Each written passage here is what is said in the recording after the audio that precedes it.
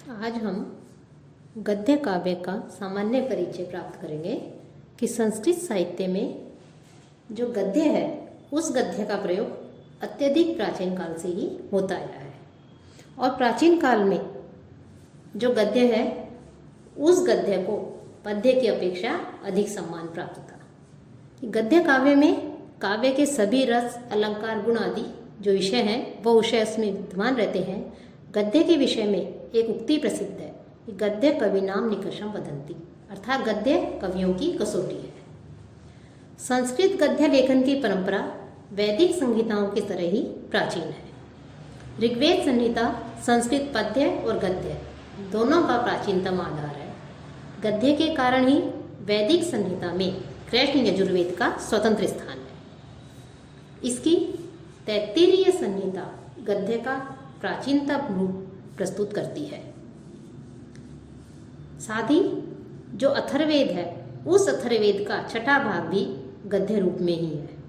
इसके पश्चात जो ब्राह्मण ग्रंथ हुए हैं उन ब्राह्मण ग्रंथों, उपनिषद ग्रंथों, आरण्यकों, महाभारत प्रभृति ग्रंथों से जो संस्कृत गद्य साहित्य है उसको संवर्धनशील परंपरा उपलब्ध हुई और कालांतर में तत्वज्ञान, व्याकरण, विज्ञान विषय ग्रंथ, ज्योतिष, कथा काव्यों, आख्यायिका ग्रंथों, चंपू नाटक आदि ग्रंथों एवं सैकड़ों जो टीका ग्रंथ हैं जो हमें दिखाई देते हैं, हमें उपलब्ध होते हैं, प्राप्त होते हैं, उन ग्रंथों में जो गद्य का जो प्रयोग हमें मिलता है वो व्यवहारोपयोगी प्रौढ़ रूप सामने आया। इन ग्रंथों का गद्य वैदिक साहित्य के गद्य का विकसित रूप ही प्रस्तुत करता है। कथा काव्य, आख्यायिका, चंपू काव्य एवं काव्य शास्त्रीय ग्रंथों में गद्य के साहित्यिक, सहज एवं अलंकृत रूप के दर्शन होते हैं। आचार्य बलदेव उपाध्याय का कहना है कि वैदिक काल से प्रारंभ कर मध्य काल तक गद्य के विकसित होने का जो इतिहास है वो इतिहास बड़ा ही मनोरम है। गद्य के दो प्रकार के रूप मिलते हैं। वैदिक काल का सीधा साधा बोलचाल का गद्य तथा दूसरा लौकिक संस्कृत का प्रौढ़ समास बहुल गाढ़ बंध वाला गद्य है। और ये जो दो प्रकार के जो गद्य हैं, वैदिक काल का सीधा साधा सामान्य बोलचाल का गद्य और लौकिक संस्कृत का प्रौढ़ समास बहुल गाढ़ बंध वाला गद्य, इन दोनों ही प्रकार के ग्रंथों जो गद्य हैं इन गद्यों में अपना विशिष्ट सौंदर्य और आकर्षण है। इनमें दोनों में से किसी को श्रेष्ठ या किसी को हीन नहीं कह सकते। दोनों ही गद्यों में अपना विशिष्ट सौंदर्य है दोनों ही गद्यों का और अपना ही एक विशिष्ट आकर्षण है। साथ ही जो वैदिक साहित्य है उस वैदिक साहित्य में बोलचाल का सरल गद्य हमें प्राप्त होता है। अर्थात वैदिक साहित्य में हमें बोलचाल का गद्य प्राप्त होता है और संस्कृत साहित्य वैदिक गीतों के रूप में ही प्रस्फुटित हुआ है। गद्य में विचार तत्व प्रधान होते हैं जबकि पद्य में भावना का प्राधान्य होता है। वैदिक साहित्य में जहाँ बोलचाल का सरल गद्य मिलता है और वहीं लौकिक साहित्य में प्रौढ़, अलंकृत एवं प्रांजल भाषा प्रयुक्त हुई है। इन दोनों का जो मिश्रित रूप है वो पौराणिक गद्य का है जिसमें अलंकृत गद्य हमें प्राप्त होते हैं। श्रीमद् भागवत और विष्णु पुराण में ऐसे ही गद्य हैं। जहाँ तक हम विकास क्रम की दृष्टि से देखें, विकास क्रम की दृष्टि से बात करें तो विकास क्रम की दृष्टि से संस्कृत जो गद्य है उस गद्य को 4 युगों में विभाजित किया गया है, विभक्त किया गया है। वैदिक गद्य, पौराणिक गद्य, शास्त्रीय गद्य और साहित्यिक गद्य। अर्थात संस्कृत गद्य विकास क्रम की दृष्टि से 4 भागों में विभक्त है, वैदिक, पौराणिक, शास्त्रीय और साहित्यिक। गद्य का जो चतुर्थ भेद है वह साहित्यिक गद्य के रूप में प्रसिद्ध है और वर्तमान में जिसे गद्य साहित्य भी कहा जाता है।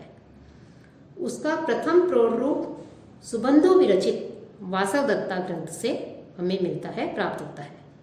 इसके पश्चात बाणभट्ट, दंडी, अंबिका दत्त व्यास आदि जो गद्यकार हुए हैं उन गद्यकारों ने अपनी अपनी रचनाओं के माध्यम से इस गद्य के इस रूप को उच्च शिखर पर पहुंचा दिया है। गद्य काव्य के समृद्धि युग के वैसे तो बहुत से गद्यकार हुए हैं, लेकिन 3 सर्वोत्कृष्ट गद्यकार माने जाते हैं गद्यकार हुए हैं। आचार्य, दंडी, सुबंधु एवं बाणभट्ट। इनमें सुबंधु को सबसे प्रमुख, सबसे पहले ग्रंथकार, गद्य काव्य का रचयिता माना जाता है। आधुनिक संस्कृत गद्यकार जो कार हुए हैं, उन गद्यकारों में पंडित अंबिकादत्त व्यास का अत्यंत महत्वपूर्ण स्थान है। उनके द्वारा लिखित शिवराज विजय 19वीं शताब्दी का सबसे सुंदर गद्य काव्य है। यह एक ऐतिहासिक काव्य है। तो जो गद्य काव्य के जो 3 सर्वोत्कृष्ट गद्य काव्यकार माने गए हैं, सुबंधु, बाणभट्ट और दंडी, उनमें जो सुबंधु हैं, उन सुबंधु के वासव दत्ता की जो रचना है, वासव दत्ता के नाम से विख्यात एक ही गद्य काव्य हमें मिलता है। बाणभट्ट के हर्षचरित और कादम्बरी, ये 2 गद्य काव्य अत्यंत प्रसिद्ध है। दंडी 3 ग्रंथों के रचयिता माने जाते हैं, लेकिन उनकी जो 2 कृतियां हैं, काव्यादर्श और दश कुमार चरित, ये दोनों कृतियां अत्यंत प्रसिद्ध हैं। तो इस प्रकार से जो संस्कृत गद्य काव्य है, गद्य लेखन की जो परंपरा है, वो वैदिक संहिताओं की तरह ही प्राचीन है और वैदिक साहित्य के विकसित रूप को ही जो बाद का जो साहित्य है, उस साहित्य में उसको वहाँ पर प्रस्तुत किया गया है। कथा काव्य, आख्यायिका, चंपू काव्य और काव्य शास्त्रीय ग्रंथों में गद्य के साहित्यिक, सहज एवं अलंकृत जो है हमें वहाँ पर रूप जो है देखने को मिलते हैं, दर्शन होते हैं। और शास्त्रीय गद्य का भी अपना एक महत्वपूर्ण स्थान रहा है। संस्कृत गद्य काव्यों की विशाल परंपरा रही है और उस विशाल परंपरा में अनेक जो है अनेक कवियों ने अपनी रचनाएं भी की है।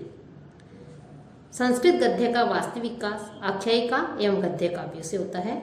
तो जो प्रमुख गद्य काव्यकार हैं जिन्होंने गद्य काव्यों की रचना की है, उनमें सुबंधु, दंडी और बाण। इनसे पूर्व अनेक महान गद्य लेखक हो चुके हैं, लेकिन ये तीनों ही, सुबंधु, दंडी और बाण, संस्कृत गद्य काव्य के महान दीप स्तंभ माने गए हैं। ये उनके महान दीप स्तंभ हैं।